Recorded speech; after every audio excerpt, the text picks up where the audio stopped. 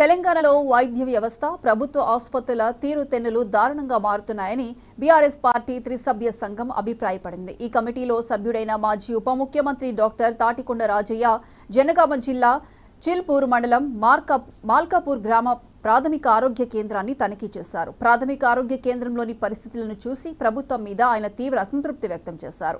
వైద్యులు అందుబాటులో ఉండకపోవడం, ఆసుపత్రి శుభ్రంగా ఉండకపోవడం చూస్తే కాంగ్రెస్ ప్రభుత్వ ఆసుపత్రుల పట్ల ఎంత నిర్లక్ష్యంగా ఉందో అర్థమవుతుందన్నారు.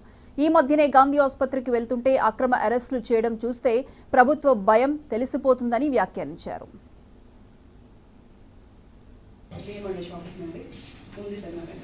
ఈరోజు హెలికాప్టర్లు వాళ్ళ సొంత ఫంక్షన్లు పెళ్లిళ్ళు అయితే రిసెప్షన్ కోసం కూడా హెలికాప్టర్ వాడుతున్నారు.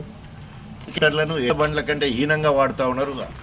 నేను ముఖ్యమంత్రి క్యాండిడేట్ అని ఉత్తమ్ కుమార్ రెడ్డి తీసుకుపోతారు, నేను ముఖ్యమంత్రి క్యాండిడేట్ అని కోమటిరెడ్డి వెంకటరెడ్డి గారు తీసుకుపోతారు, ఉప ముఖ్యమంత్రి గారు తీసుకుపోతారు, పొంగులేటి శ్రీనివాసరెడ్డి నేను ముఖ్యమంత్రి క్యాండిడేట్ అని తీసుకుపోవడం కానీ ఎక్కడ కూడా ఒక పథకాన్ని తీసుకుపోయి ప్రారంభించడానికి చేసే కార్యక్రమం లేదు. కానీ వాళ్ళ వ్యక్తిగత ప్రయోజనాల కోసం పోటీపడి హెలికాప్టర్లను వాడుతున్నారు. దీన్ని తీవ్రంగా ఖండిస్తున్నాం.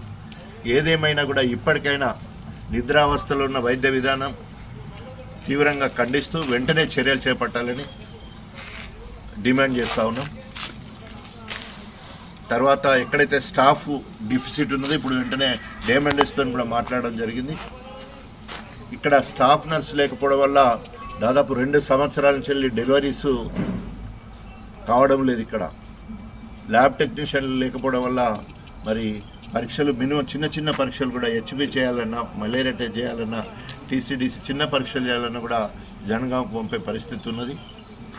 తర్వాత హాస్పిటల్ అంతా కూడా దుర్గంధము, ఇక్కడ స్వీపర్ కూడా లేకపోవడం, ఇదంతా